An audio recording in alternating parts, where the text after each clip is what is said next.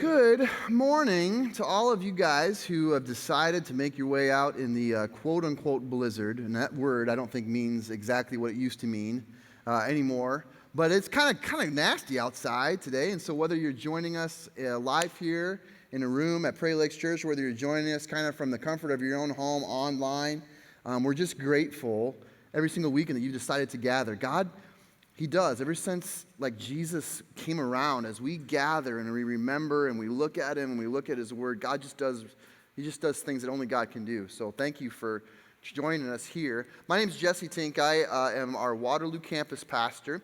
I join you every single weekend over there. I'm grateful for a chance this weekend to join you again a little bit more visible way. Pastor John's going to be back next week, continuing to take us through a series that we started 2 weeks ago in the book of Galatians. We're going to continue that this morning. So with this part of our service, you're going to need two things like you need every single time at this portion of our service. The first thing you're going to want is a Bible. Galatians is a book in the Bible. We're going to be looking at that. And there, the Bible is part of our DNA around here. It's one of the main ways that God reveals Himself to us. It's one of the main ways He builds a relationship. So we want you to be in that with us. We'll get you to where you want to go, where you need to go, okay? That's the first thing. The second thing you're going to want maybe is something to write with. So ushers at this campus, at all of our campuses, if you guys could right now, come down. If you want something to write with and take notes, just raise your hand.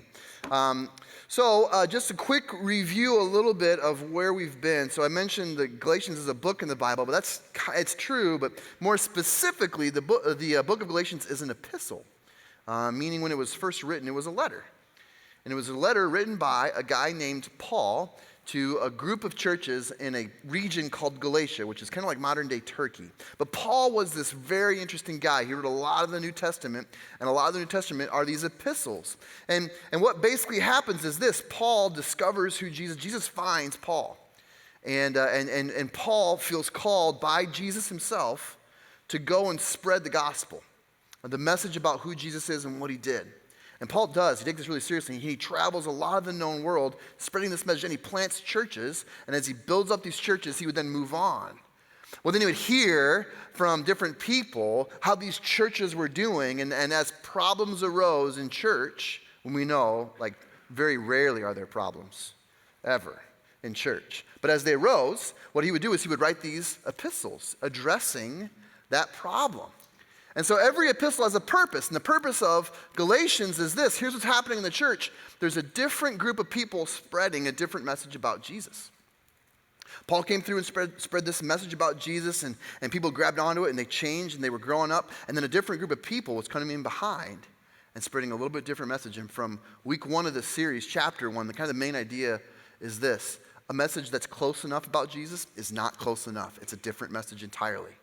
It's a different message. Close enough is not close enough. That was week 1. Last weekend, we took a look at Galatians 2, and the big idea was this, okay?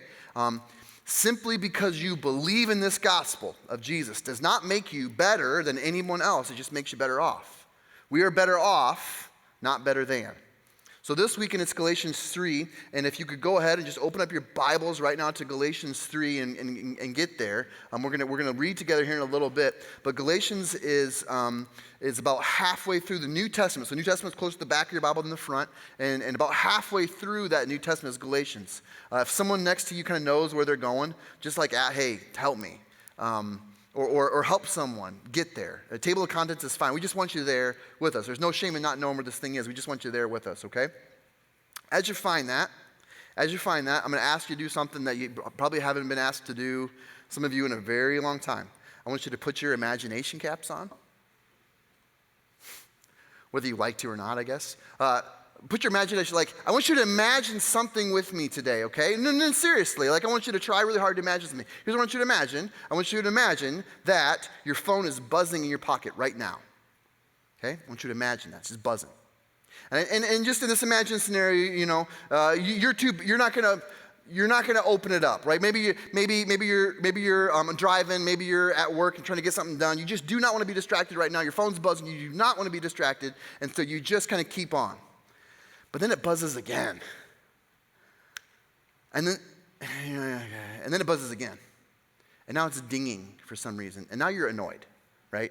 Because your phone's blowing up. and the last thing you want to do is check it. So you go, what is so important that I have to take my stupid phone out of my pocket and interrupt my life and see what's going on?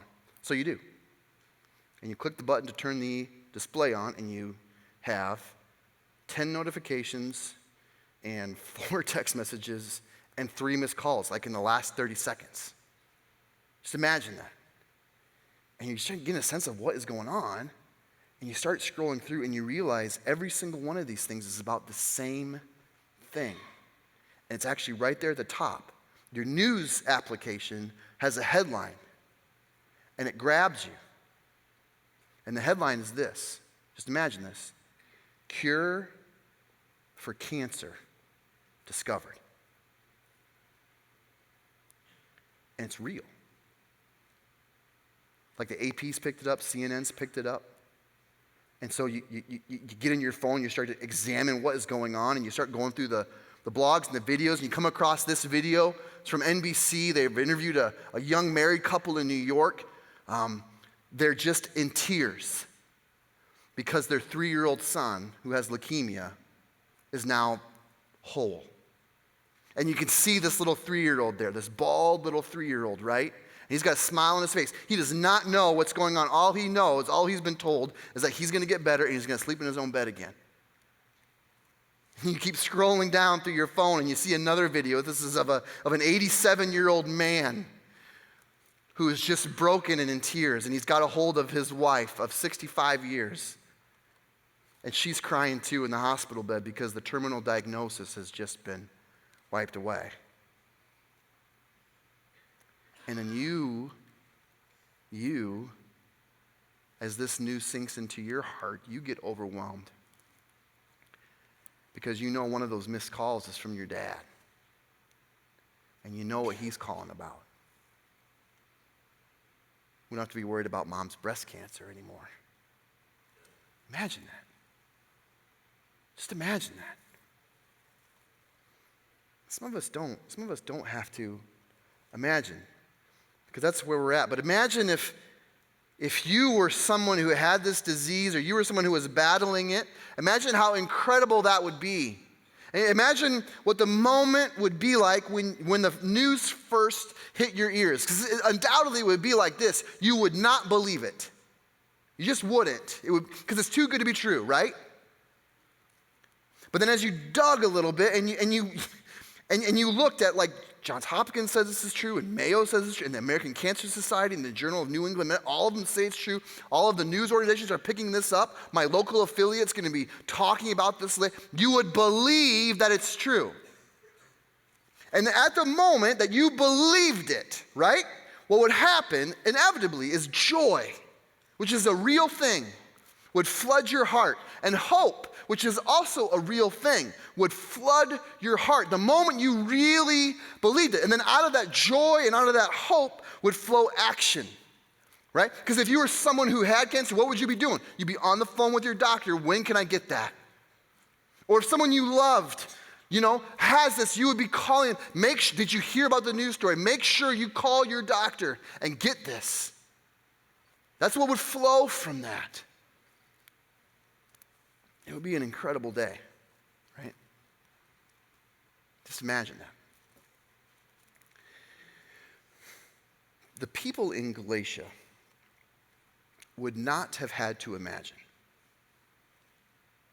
Because something almost exactly like that imagined scenario had actually happened in Galatia.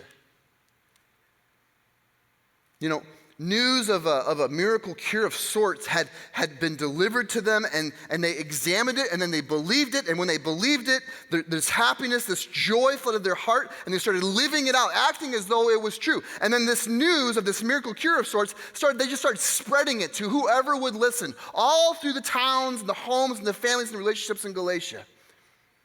And people were being changed.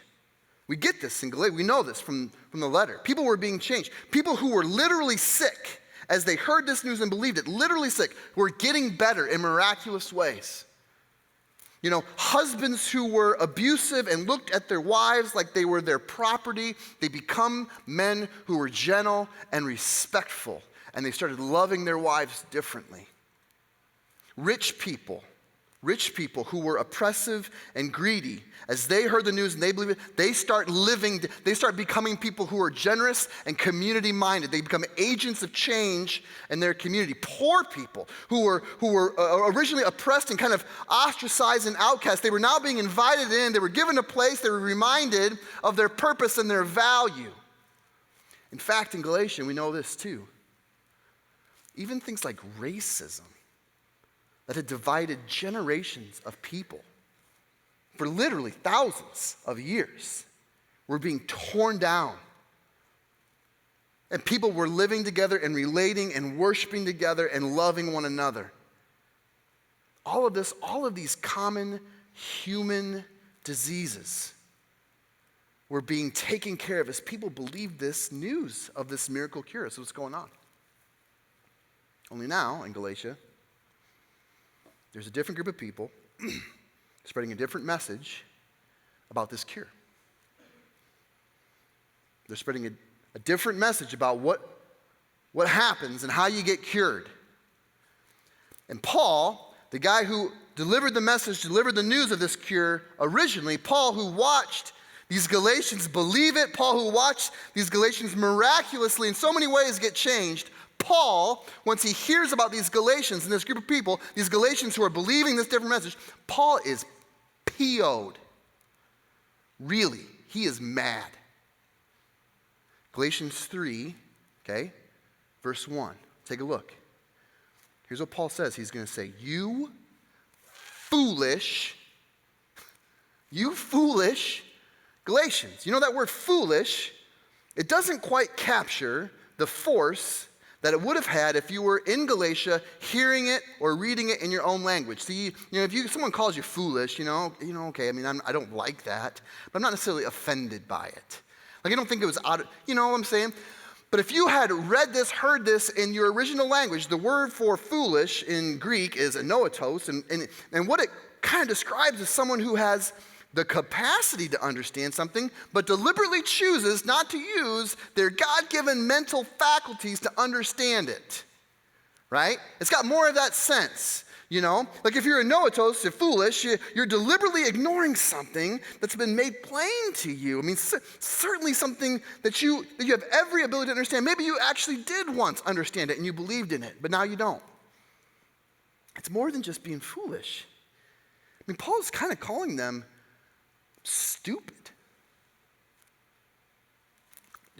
Jesus, when he dies and he's resurrected, but before Jesus ascends back into heaven, there's like a 40-day period where Jesus is on this earth, and we get this story like immediately following his resurrection. But before the news kind of like broke out that he had been risen from the dead, he's like walking around, and it's kind of funny, right? Because nobody really knows it's him walking around, And he's walking on a road. There's two guys that are walking the road. This is immediately after his resurrection, but nobody knows it yet. Two guys walking the road to a town called Emmaus from Jerusalem. It's kind of a suburb. And they're talking about everything that happened. They're talking about Jesus. They're talking about this death and all the stuff that happened. Jesus walks and he overhears them. And he walks in behind him and he goes, hey, what are you guys talking about? I think Jesus was funny. That's a funny thing to do, right? And they look at Jesus like he's stupid. They do. And they're like, what are you've been under a rock for like 3 days or something, Kinda. I mean, literally yes, actually. And they basically say, like, haven't you been around? I mean, obviously what we're talking about, this man Jesus, the guy that we all kind of thought may be the one sent from God to save the world. The same guy who like fed 5,000 people from just a few loaves and fish. The guy who like healed people who couldn't walk, who were paralyzed. The guy who gave people their sight back. The guy who raised people from the dead. The guy who the Pharisees just crucified 3 days ago. That guy, that's what we're talking about. Where have you been? Are you dumb? You know what Jesus does? He looks at them and he goes, are you dumb? Anoetos? He uses the same word. Are you stupid? And then Jesus proceeds to explain to them from the very beginning the story, the significance of what he had done, of who he was, the significance of what they just witnessed 3 days earlier. And then as he finishes, their eyes are open and they understand, they knew who it was. Paul uses the same word here. Are you guys anoetos? I mean, how many times do I have to explain this to you? You kind of lived this out for a while. Are you dumb? It's seriously, you guys, it's as dumb. If the imagined story that we began with were true, it would be as dumb as someone saying, you know what, I know the cancer cure thing, it kind of happened. You probably shouldn't stop the chemo, though. Keep on with the radiation. In fact, yeah, I just wouldn't. That would be stupid, right? It would almost be irresponsibly dumb. Why would you want to roll the dice with this when this is right here and people are being changed and healed by it? Paul calls them stupid for this reason. Now, maybe you have an issue with this word being in the Bible, right? Like, I can't believe that. It's probably foolish. It's probably not stupid. No, it's stupid. We clean up these words a lot of the times because we don't want to like wrestle with it in the same way as we translate from one language into the other. It's an offensive word, but it's offensive not for the sake of being offensive. It's not nasty for the sake of being nasty. Paul's being offensive for a very specific purpose. And he tells you what this purpose is. In the next phrase, he goes, in Galatians 3, how are you foolish? You have foolish Galatians. Then he says, who has bewitched you? Who has bewitched you? It's another very interesting word. It's the only time this word appears in the whole New Testament. But it has to do with this idea of being misled. You know, like it sounds really good, but it's actually too good to be true. You know, and if I follow the course of this message, I'll be bewitched, right? Because there's actually no merit to it. It's kind of like being bewitched by like an infomercial. Got that same sense, you know?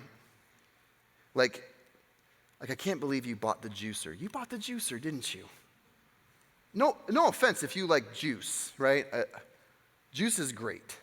But the infomercial kind of presents this message, you know, if you buy this juicer for $49.95, and if you start mashing vegetables and fruits through this thing, and if you drink whatever pulpy concoction comes out of that, then you will be like this girl in the bikini.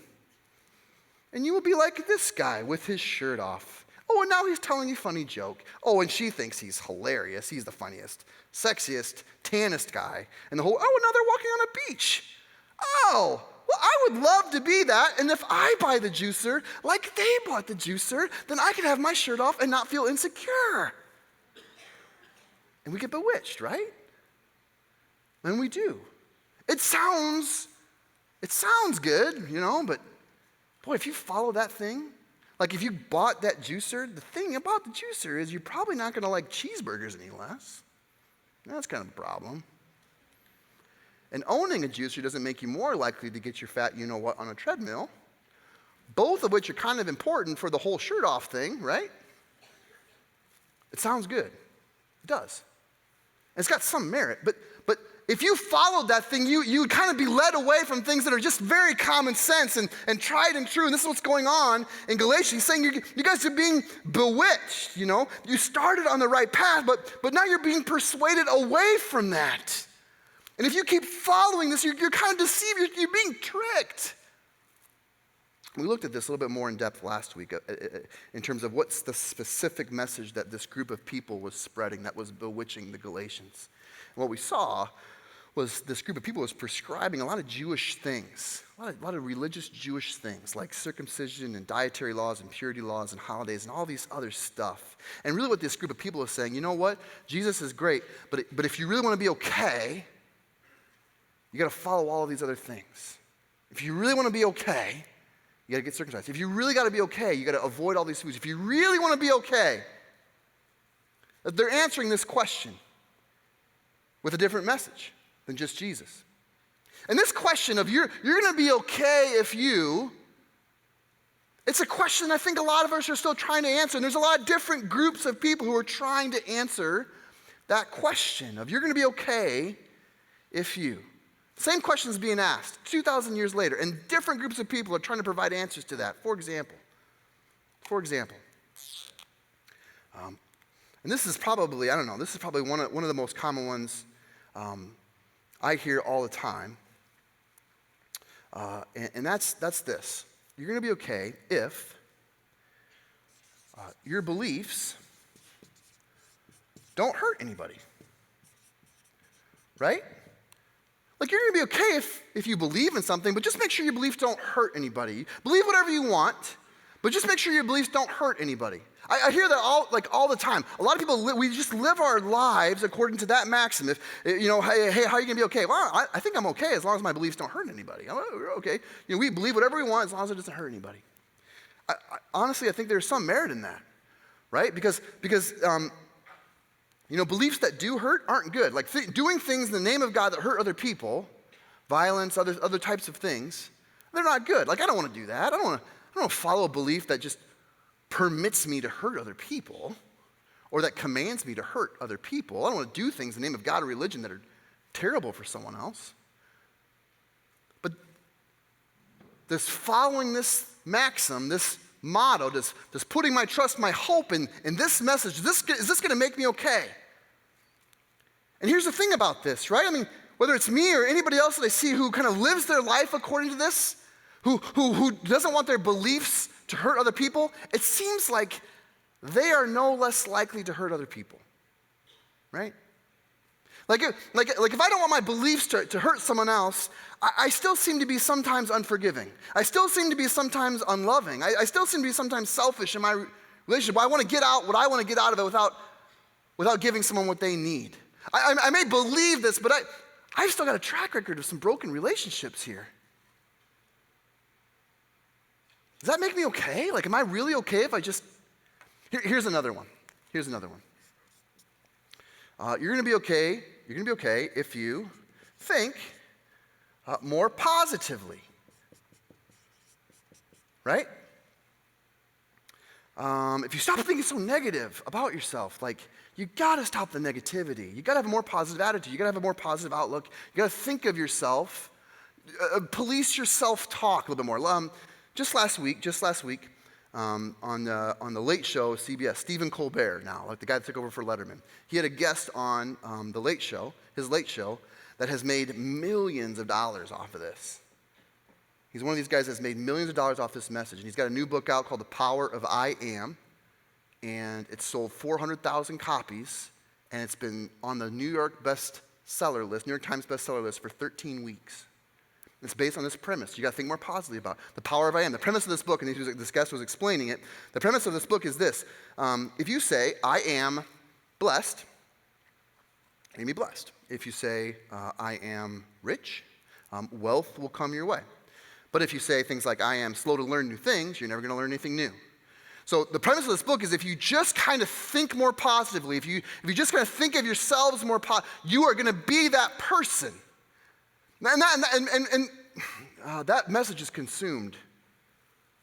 A lot of us, we eat that one right up. And honestly, I think there's some merit in this idea too, seriously. Because a lot of us have such negative thoughts about ourselves. I'm unlovable, nobody likes me, I'll never amount to anything. We have such negative thoughts that some positive thinking is really going to help because it's actually going to be more true of who you actually are in reality.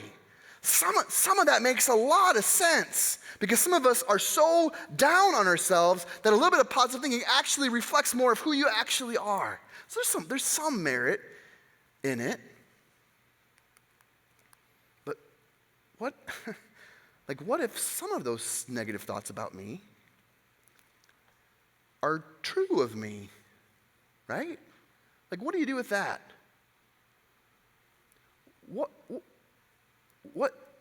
What if some of these bad things that I think about myself are actually true?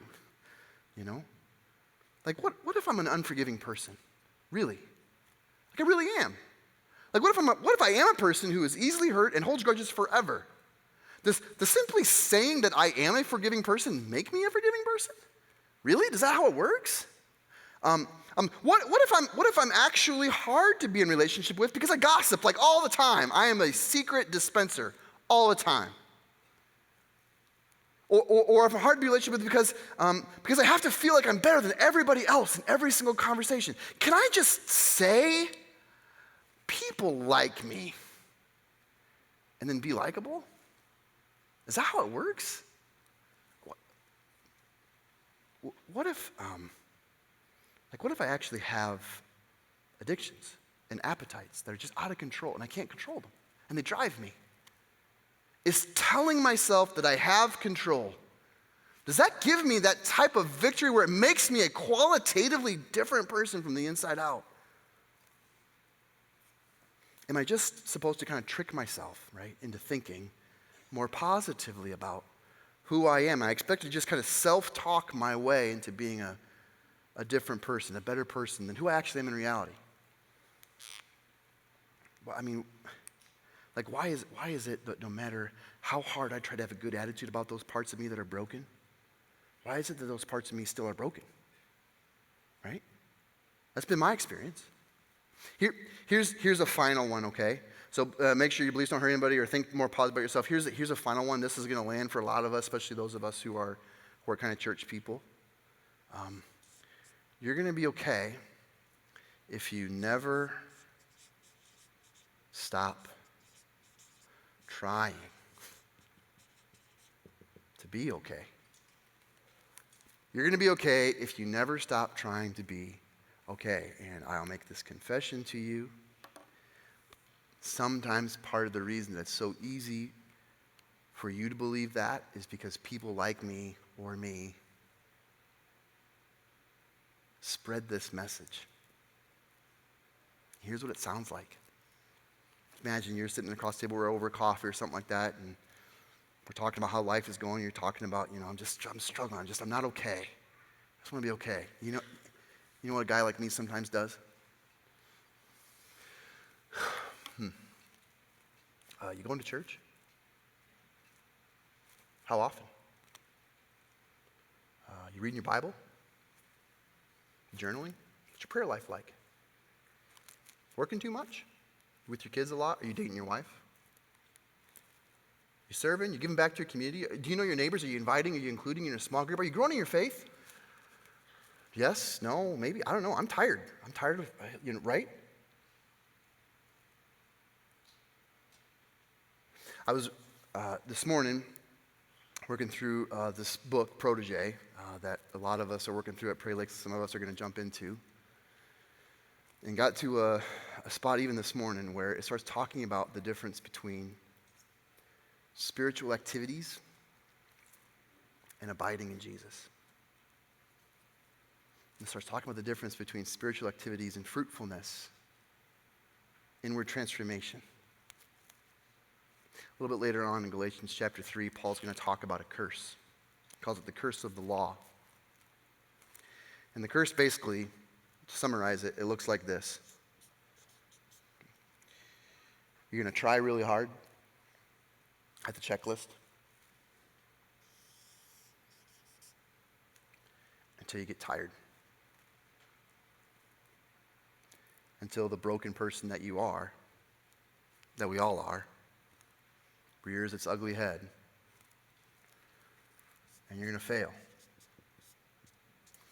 You're going to stop going to church. You're going to fall back into that sin pattern. You're going to work too much. I don't know, whatever it is. And you feel bad about that, right? Because you know you shouldn't. Because all these checklists are really good, right? So then what do? You get back on the hamster wheel, and you try again. I got my Bible reading. I got to get back in that Bible reading. I stopped praying. I got to get back in that prayer life, right? It's good. It's really good. Except that, what's going to happen again? Oh, I stopped doing that. Okay, I got to stop. Okay. Paul's going to talk about this in Galatians 3 as the curse of the law. It's the curse of the law. It's continuing to try. Human effort. Spiritual activities, good things, as a way to answer this question. And that's the problem, right? Because it's not the problem to stop. Trying is not bad, right? Going to church isn't bad. Reading your Bible is not bad. It's really, in fact, necessary. Praying, investing in your neighbors, all this stuff, it's really, really good. It's just that it cannot answer this question.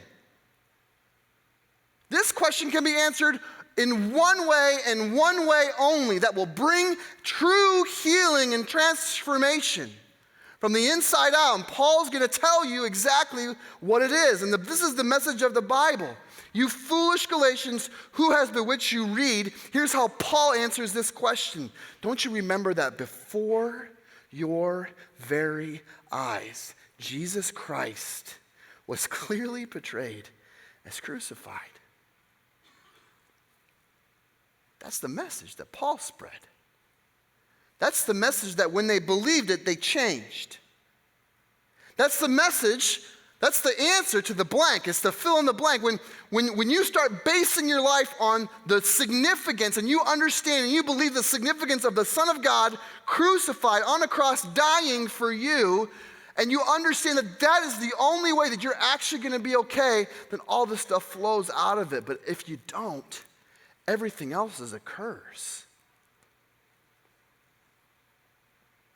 See,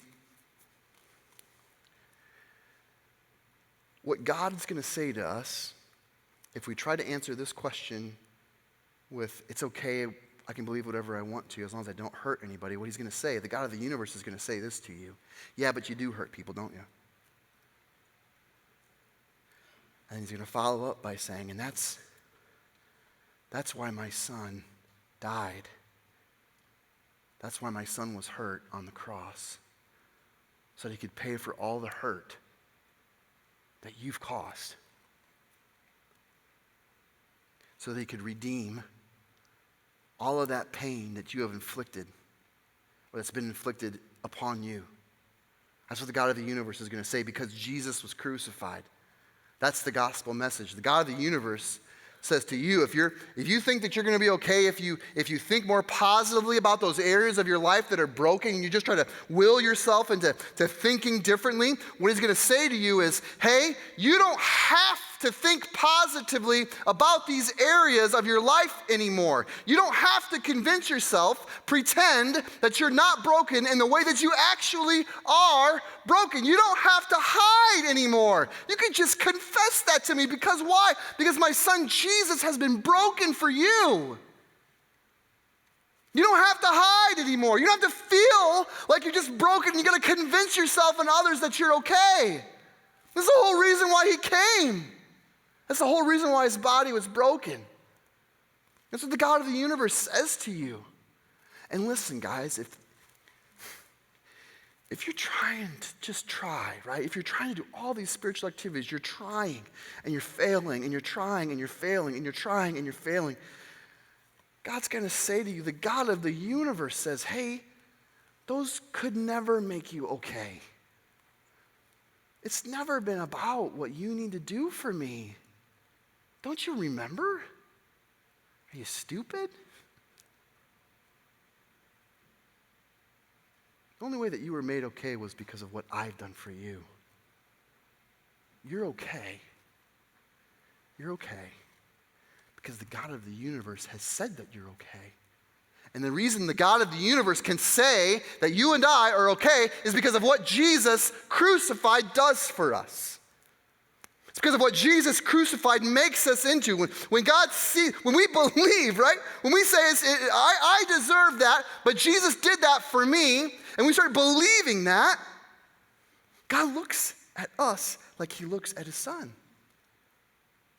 He doesn't look at how well or how poorly you've hurt. He doesn't look at these broken areas of life. He doesn't look at how hard you're trying. He just looks at his son Jesus, who's good enough for you. I mean, if that news is hitting your ears and you don't believe it, well, welcome to being a normal person. But I want you to do some digging. I want you to look at the news stories. I want you to watch the videos. Talk to people who actually do believe this. Talk to people whose lives have actually been changed. Talk to people who went from being addicted to not, from being angry to not, from being unforgiving to not because of what they've done, not because they've tried really, really hard, because they actually believe in the gospel of Jesus Christ. Talk to them. Do some digging. And then believe it.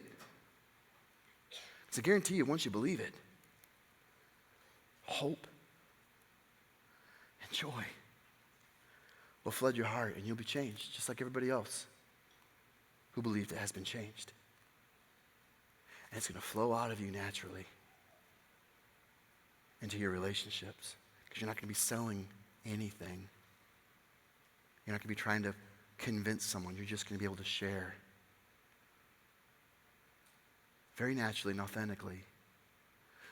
Not unlike a phone call about a cancer cure. You're just going to share the news of what actually happened. And the God of the universe has said we're okay. Not because of anything that we've done or need to do, but because of what he has done for us in Jesus Christ. And if you believe it, you'll be changed.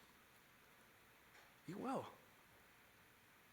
We're going to move into a time now of communion here pretty soon, and our campus pastor is going to be walking us through that. And they're going to drive this thing home. Communion is something that God gave us to be reminded of this very thing. It is about what he has done for you. Who you are is defined first and foremost by what the God of the universe has done to make you okay before anything else. So before they come out, let me pray for us, okay? Father in heaven, I need that message every day. I need that message every single day. Because I deviate. And I deviate in all those ways. God, I deviate by evaluating how I'm doing in relationship with other people and whether I've hurt them or not, if I'm helping them.